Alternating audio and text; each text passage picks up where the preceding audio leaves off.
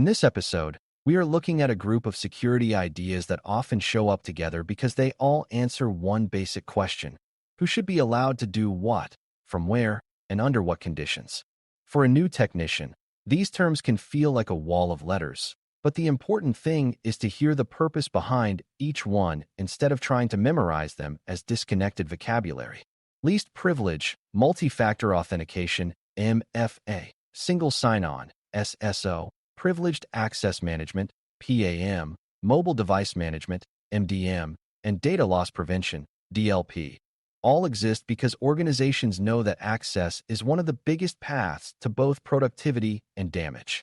When access is too open, people make mistakes, attackers move faster, and sensitive data leaves places it should never leave.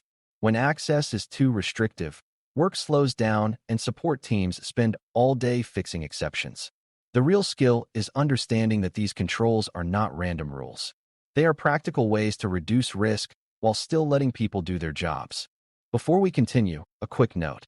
This audio course is part of our companion study series.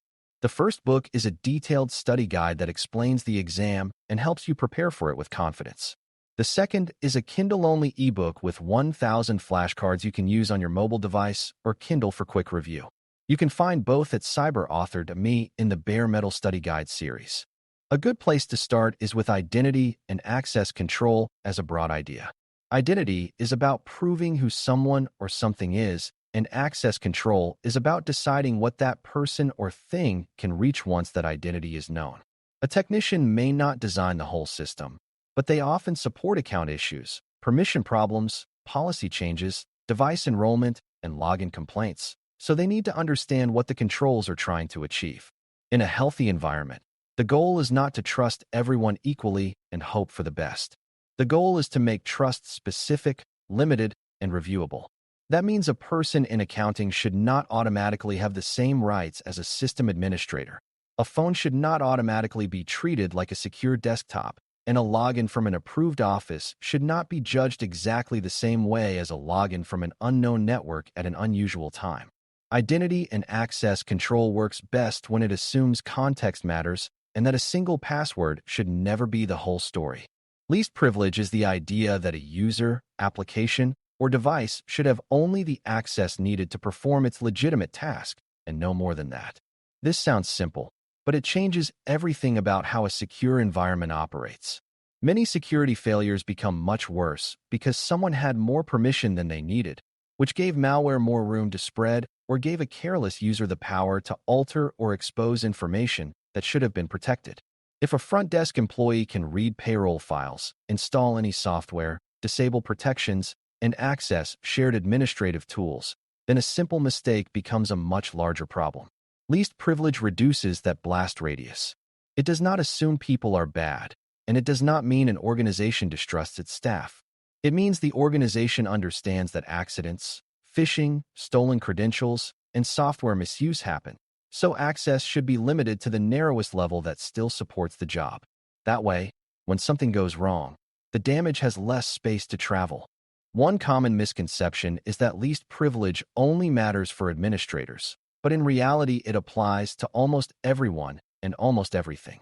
Standard users, contractors, service accounts, shared devices, background processes, and even temporary support sessions all need boundaries. A technician sees this when someone asks for local administrator rights just to install a printer or run one application. Sometimes that request is legitimate, but often it is a sign that the environment should solve the problem in a better way rather than permanently expanding the user's power. The same principle applies to shared folders, remote access, cloud apps, and support tools. If someone needs higher rights for a short task, those rights should be granted carefully and ideally for only as long as needed. Least privilege is not about saying no to everything. It is about saying yes in a controlled way with the narrowest permission for the shortest reasonable time to the smallest necessary set of people or systems. MFA adds another layer by requiring more than one kind of proof before access is granted. A password alone is something a user knows, but that one secret can be guessed, stolen, reused, phished, or leaked.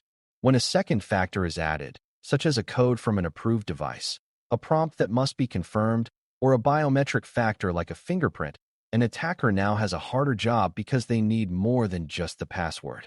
For technicians, the value of MFA becomes obvious when users ask why it is necessary even though they already have strong passwords. The answer is that passwords fail in real life far more often than people want to admit. Users reuse them, websites get breached, attackers trick people into typing them into fake pages, and malware can capture them silently. MFA does not solve every identity problem, but it reduces the chance that one stolen secret becomes an immediate compromise. It turns a single unlocked door into a door with an additional checkpoint. At the same time, MFA is not magic, and that is important for beginners to understand. Some users think once MFA is enabled, they are fully protected from account abuse, but attackers adjust their tactics. They may try to overwhelm a user with repeated approval prompts, trick a user into approving a fraudulent sign-in, or steal session information after the login is complete. That means MFA is strongest when it is combined with user awareness, good login design, alert monitoring, and sensible device trust policies. A technician might support a user who keeps receiving approval prompts they did not initiate, which is a warning sign that someone may already know the password. The right response is not just to dismiss the pop-ups and move on. It is to see the prompts as evidence that one layer is being tested and that the account may need password resets, session review, or closer investigation. MFA improves security because it makes account misuse harder, but it works best when people treat suspicious behavior as meaningful rather than routine. SSO is often introduced as a convenience feature, but its deeper value is control and consistency.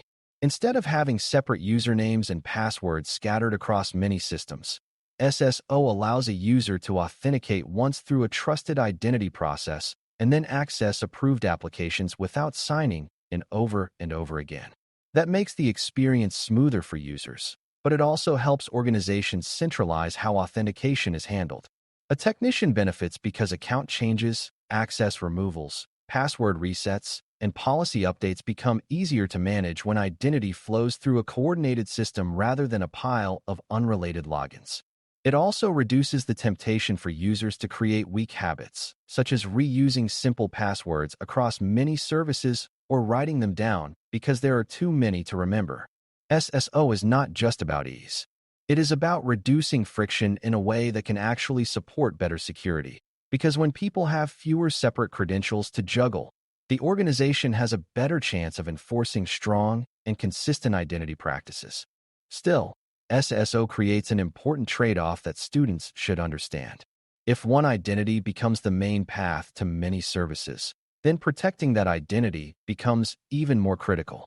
In other words, SSO reduces password sprawl, but it can also create a high-value target. That is why organizations usually pair SSO with strong authentication, session controls, device trust, logging, and careful access assignment. A technician may hear a user say that SSO sounds risky because one compromised account could open many doors, and that concern is not wrong. The real answer is that unmanaged separate accounts are also risky because they create blind spots, stale credentials, inconsistent security settings, and accounts that may remain active long after they should be removed. SSO becomes safer when it is part of a larger access strategy rather than treated as a shortcut. The organization is not relying on one easy login alone. It is using one managed identity path and protecting that path with multiple supporting controls. PAM focuses on accounts and actions that carry elevated power, which means it is especially important for administrators, senior support staff, service accounts, and any role that can change systems in major ways. Not every login is equally dangerous. A compromised standard user account can still cause real harm, but a compromised privileged account can disable protections, create backdoor accounts, alter logs, access restricted data, or push damaging changes across many systems very quickly. PAM exists to control, monitor, and limit that higher level of access. In practical terms, this can mean separating everyday accounts from privileged accounts, requiring stronger approvals for admin actions, limiting when elevated access is available, recording sensitive sessions, or using secure methods to store and release administrative credentials. For a technician, The big idea is that powerful access should never be casual. The more authority an account has, the more tightly it should be governed.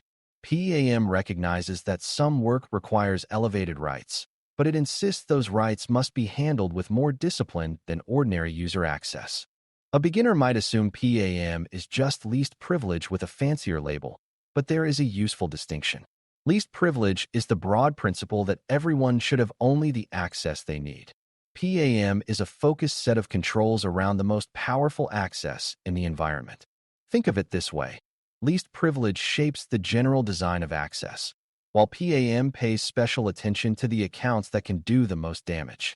A help desk technician may not operate a full PAM platform, but they absolutely need to recognize why an administrator should not browse email, web content, and routine business apps from the same context used to manage servers or security tools. Mixing daily activity with privileged activity increases exposure. If malware or phishing reaches that privileged session, the organization may lose control far more quickly. PAM tries to separate ordinary work from high-risk administrative actions so that privileged power is used deliberately, observed carefully, and exposed as little as possible.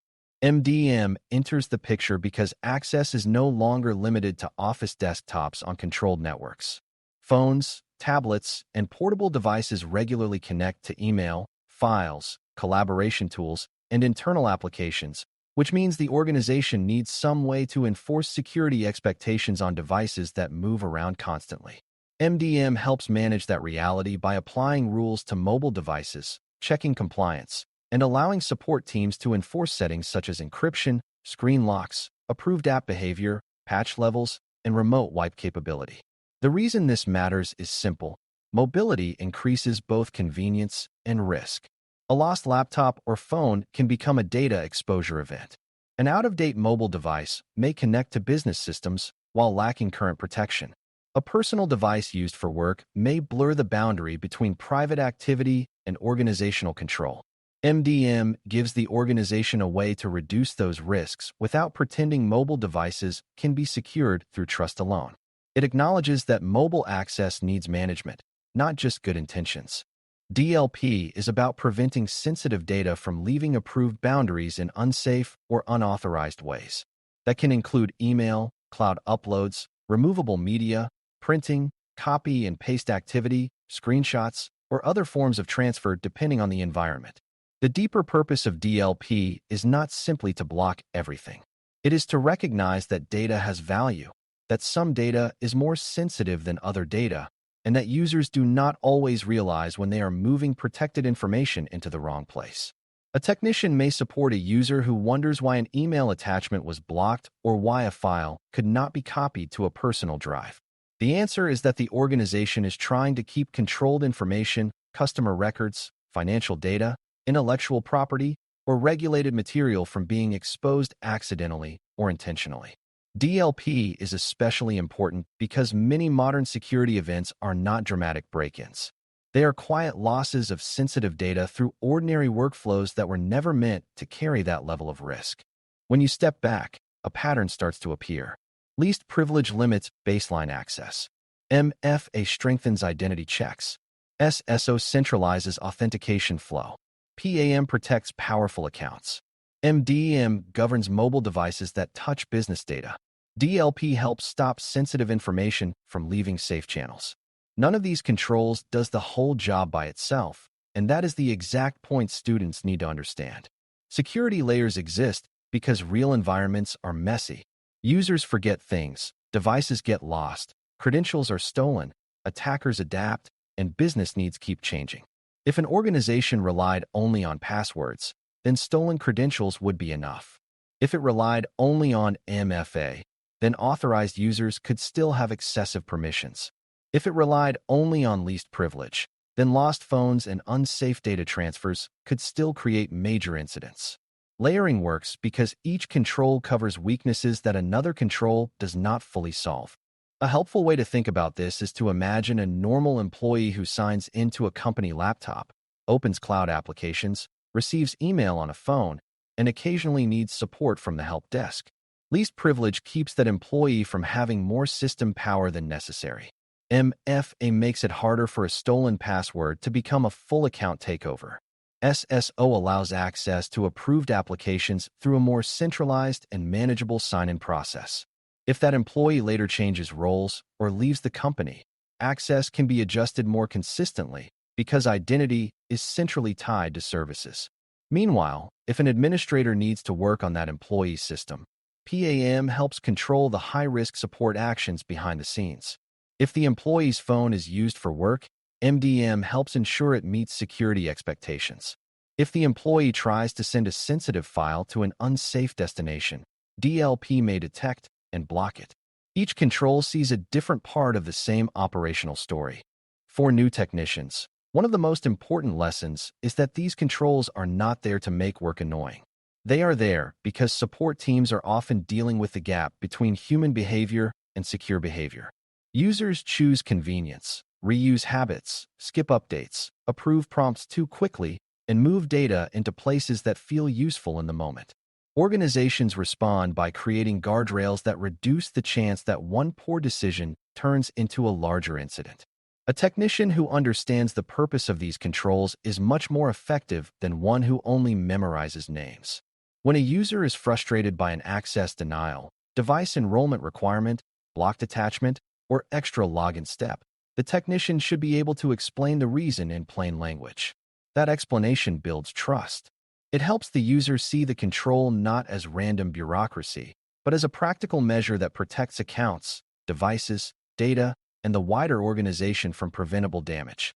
As we close, the biggest idea to carry forward is that identity and access security is really about shaping trust with intention. Least privilege answers how much access someone should have. MFA answers how confidently we verify a sign-in. SSO answers how authentication can be managed more consistently across many services. PAM answers how the most dangerous levels of access must be controlled more tightly. MDM answers how mobile devices can be trusted and governed. And DLP answers how sensitive information is kept from drifting into the wrong places. When organizations layer these controls, they are admitting an important truth. One defense is never enough in a real environment. A strong security posture comes from combining limited access, stronger identity checks, privileged account discipline, managed devices, and protected data flow so that when one layer is stressed, the others are already there to help hold the line. Thanks for listening. For more audio courses, daily newsletters, and more, please visit DailyCyber.News.